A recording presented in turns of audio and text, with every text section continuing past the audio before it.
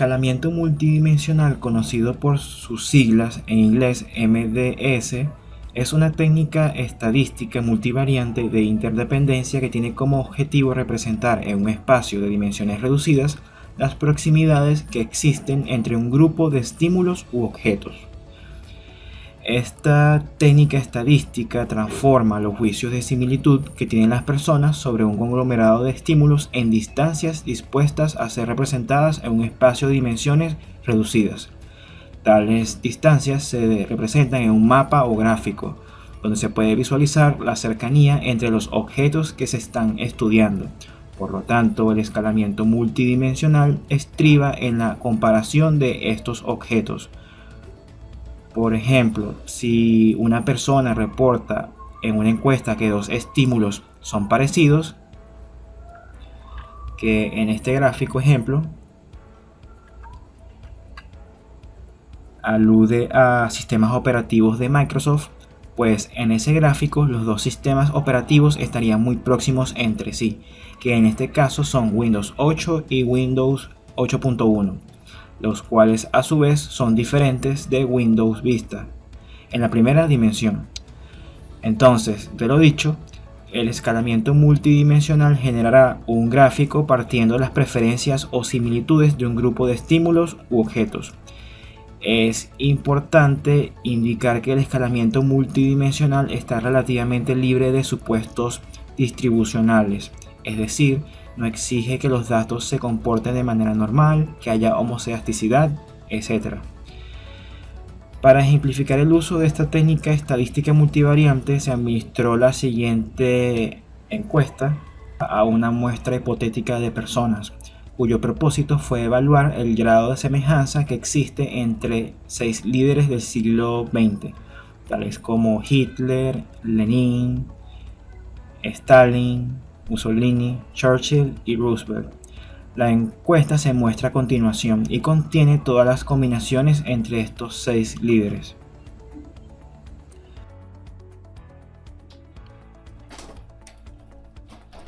Las respuestas se codificaron del 1 al 10, donde 10 indica que existe mucha semejanza entre la pareja de líderes que se está evaluando y 1 que no hay semejanza. Los resultados se organizan de la siguiente manera: en una tabla de doble entrada, la cual contiene los promedios de los valores correspondientes a las respuestas de las personas. Como se puede apreciar en la base de datos diseñada en SPSS, la diagonal en este caso contendrá el máximo valor, o sea 10, ya que se está comparando un líder con el mismo. Por lo que 10 refleja que son muy semejantes, porque se trata del mismo líder. En este ejemplo, con el escalamiento multidimensional se pretende determinar cuáles son las dimensiones que utilizan los encuestados al momento de comparar a estos 6 líderes del siglo XX. Una vez organizada la base de datos en el paquete estadístico SPSS, se procede en primera instancia a calcular de la matriz las disimilaridades o distancias entre los estímulos. ¿Cómo se realiza? Nos dirigimos a transformar, calcular variable, y en la ventana emergente colocamos el primer estímulo, que acá vendría siendo Hitler.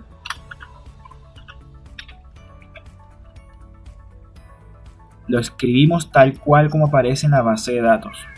Luego escribimos en este recuadro, que es de expresión numérica, 10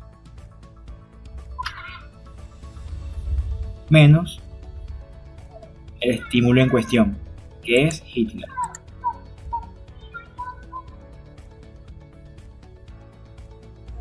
¿Por qué 10? Porque 10 es el máximo valor de la escala. Si fuera 7, colocaríamos 7 y así.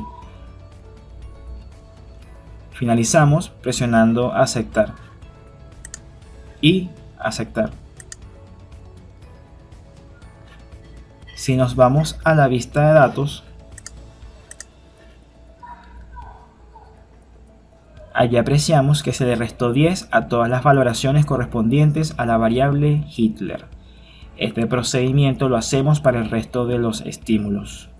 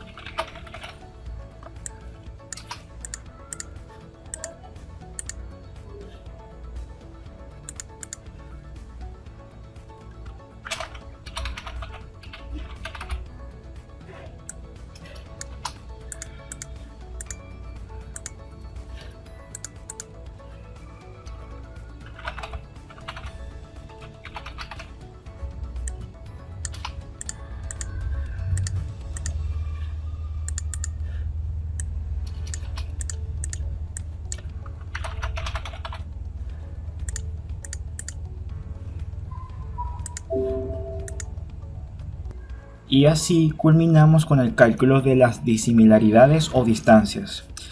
Lo que sigue es aplicar el escalamiento multidimensional a la matriz, así que nos dirigimos a analizar escala, escalamiento multidimensional al scal. En el recuadro de variables insertamos todos los estímulos.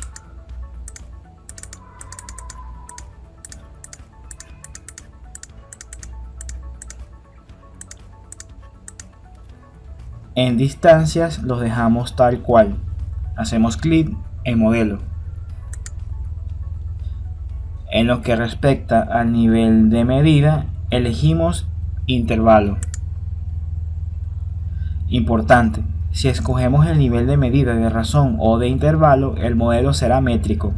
Si seleccionamos el nivel de medida ordinal, pues el modelo será no métrico.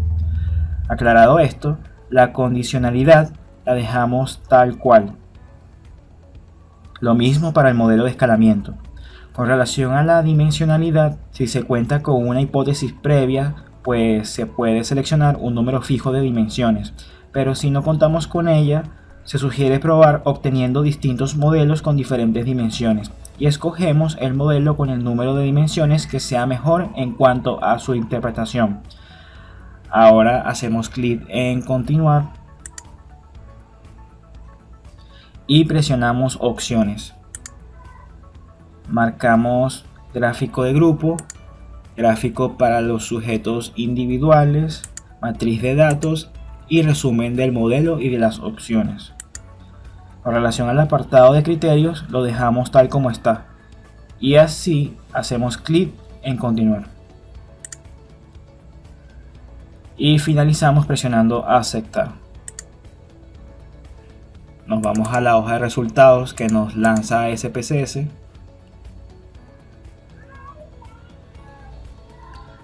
Prestamos atención al índice de estrés que está aquí abajo. Como pueden apreciar, hay dos índices. El primero se denomina estrés de Young y el segundo el estrés de Kruskal. El primero es una variante del estrés de Kruskal.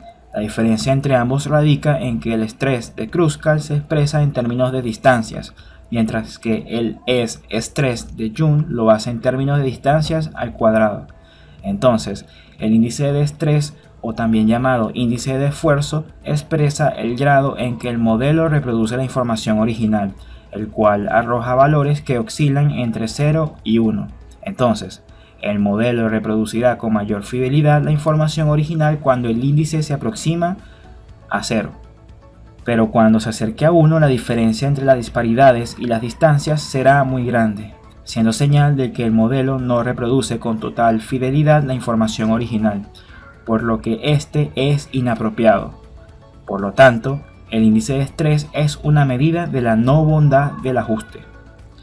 Apreciando los resultados, el programa efectuó varias iteraciones, pero se detuvo en la tercera, donde se obtuvo un índice de estrés de Young menor que 0,001, siendo una excelente medida. Más abajo contamos con el índice de estrés de Kruskal, el cual es igual a 0,065, redondeado. Kruskal ofreció el siguiente baremo para interpretar dicho índice. Como notamos, el índice obtenido se puede considerar aceptable. Por consiguiente, se puede decir que el modelo reproduce en buena medida los datos de partida, siendo pequeña la diferencia entre las disparidades y las distancias. Por otro lado, se puede observar el coeficiente de determinación, o también denominado R cuadrado, que es una medida de la bondad del ajuste, que expresa la proporción de varianza de la información original que es explicada por el modelo obtenido.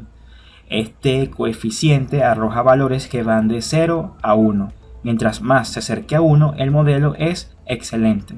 En nuestro caso, obtuvimos un R cuadrado igual a 0,978 redondeado, traduciéndose en que el 97,78% de la varianza de los datos está siendo explicada por el modelo. Por ende, la solución obtenida es excelente. Este último gráfico que nos arroja SPSS, denominado gráfico de ajuste lineal, es relevante, ya que nos indica si el modelo es adecuado o no. El modelo será adecuado cuando se logre apreciar una relación lineal entre las distancias y disparidades, es decir, cuando los puntos en el gráfico formen una recta diagonal. Este gráfico permite complementar la información que se obtiene del estrés y el coeficiente de determinación. Entonces, conforme el estrés se aleje de 0 y el coeficiente de determinación de 1, los puntos en el gráfico se irán dispersando y dejarán de formar una recta, ya que la diferencia entre las distancias y las disparidades se irá incrementando, lo cual indica que el modelo es inadecuado. En nuestro ejemplo o nuestro ejercicio podemos observar en el gráfico de ajuste lineal que los puntos se ajustan bien a una recta, por ende el modelo es adecuado. Ahora procedemos a analizar el gráfico de 2 dimensiones obtenido. Para comprenderlo de una mejor manera, primero voy a hacer una captura de las coordenadas de cada uno de los estímulos en las 2 dimensiones.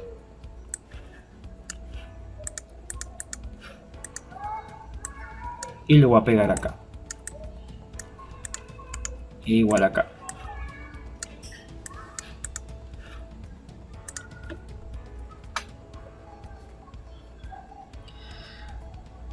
Trazamos una línea entonces con un lado negativo y un lado positivo, que corresponde a la primera dimensión. Y colocamos a los estímulos en función de sus coordenadas, de las que están acá abajo. Entonces apreciamos que los líderes que están más próximos entre sí son Lenin, Stalin, Hitler y Mussolini, los cuales se oponen a líderes como Roosevelt y Churchill, estando estos últimos juntos. Por consiguiente, se puede decir que la primera dimensión opone a líderes autoritarios de líderes democráticos. Por lo tanto, esta dimensión puede denominarse como tipo de liderazgo. Ojo, este es el nombre que le doy a esta dimensión. Ustedes pueden darle el suyo, ya que proporcionar un nombre a las dimensiones depende del juicio subjetivo del investigador, de los conocimientos que éste tenga sobre el problema o fenómeno que se está abordando. Bien, ahora veamos la segunda dimensión.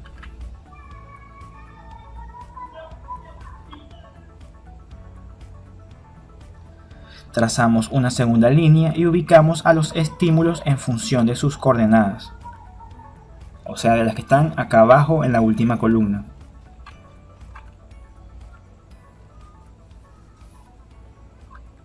Entonces, en esta línea se puede ver que en el lado positivo se unen los líderes como Lenin y Stalin. En el lado negativo se unen líderes como Hitler y Mussolini. Y cerca del origen se encuentran Roosevelt y Churchill juntos. Esta segunda dimensión separa a los líderes según su orientación ideológica. Por ejemplo, Lenin y Stalin están juntos porque comparten una misma ideología, que es la comunista. Por su parte, Hitler y Mussolini comparten el hecho de pertenecer a la extrema derecha.